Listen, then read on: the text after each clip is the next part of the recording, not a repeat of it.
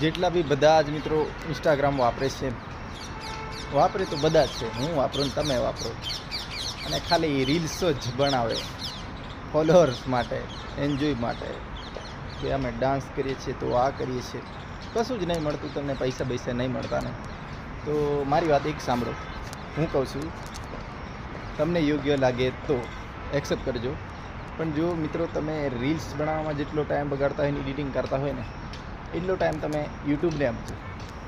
જો તમે સક્સેસ થઈ ગયા ને યુટ્યુબમાં, તો તમારી લાઈફ ટાઈમ કમાણી તમારી ચાલુ રહેશે, અને તમને યુટ્યુબમાં પૈસા મળશે એટલા ક્યાંય ના મળે.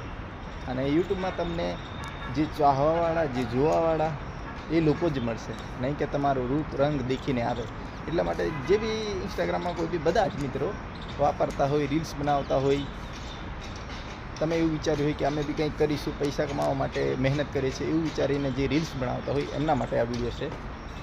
ઇન્સ્ટાગ્રામમાં નો ડાઉટ બધા જ વાપરે છે, હું વાપરું છું, બધા વાપરે છે, પણ પોતપોતાની